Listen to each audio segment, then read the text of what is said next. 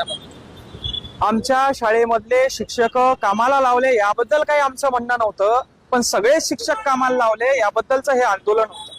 बरं, असंही नाही की तहसीलदारांना सांगितलं नाही, असंही नाही नाईब तहसीलदारांना सांगितलं नाही, असंही नाही शिक्षण अधिकाऱ्यांना सांगितलं नाही, पण तुम्ही सगळेच जर का बहिरे होऊन बसला असाल तर आवाज आमचा कुठतरी आम्हाला वाढवावा लागेल. आणि तुम्हाला एकच सांगायचंय, सगळेजण अन्याय सहन करणार नाही, कुणाला तरी समोर यावं लागेल, कुणाला तरी आवाज उचलावा लागेल, या सिस्टमच्या विरोधात आवाज उचलावा लागेल. आज जन्माच्या प्रमाणपत्रापासून तर मृत्यूच्या प्रमाणपत्रापर्यंत भ्रष्टाचार बोकाळलाय.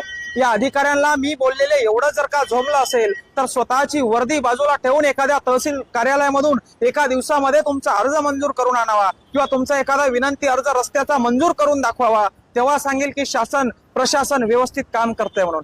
तुम्ही व्यवस्थित काम करताय, तुमच्यावर कामाचा लोड आहे, याबद्दल आमचं काहीच म्हणणं नाही, पण तुम्ही आमच्यासाठी आहात, आमचं म्हणणं तुम्ही ऐकून घ्यावं, त्याच्यावर प्रश्न या ठिकाणी तुम्ही मार्गी लावात, यासाठीचा हा उद्रेक होता. आणि तुम्हाला जर का असं वाटत असेल की मंगेश साबळेवर गुन्हे दाखल केले, मंगेश साबळेला तुरुंगात टाकलं आणि आता मंगेश साबळे शांत बसेल, गोळ्या जरी झाडल्या तरी हा साबळे शांत बसणार नाही. शेतकऱ्यांसाठी, गोरगरीब कष्टकरी बांधवांसाठी या ठिकाणी उठलेला हा आवाज आहे.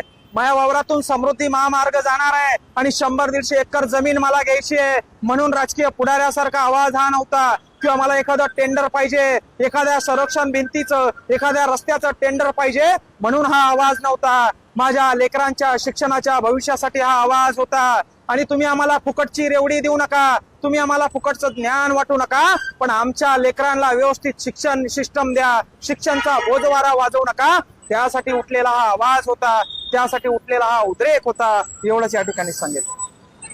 नक्कीच राजकीय षड्यंत्राच्या माध्यमातून आमच्यावर गुन्हे दाखल करण्यात आले, आमचा आवाज दाबण्याचा प्रयत्न करण्यात आला, पण त्या राजकारण्यांना मी सांगू इच्छितो, साबळे हा तुमच्या 4 दिवसाच्या तुरुंगानं किंवा 4 दिवसाच्या हर्सुलच्या जेलनं दबणारा नाहीये. अरे एवढा भ्रष्टाचार आज या महाराष्ट्रामध्ये बोकाळलाय, याच्यावर साबळे आवाज उचलणार आहे.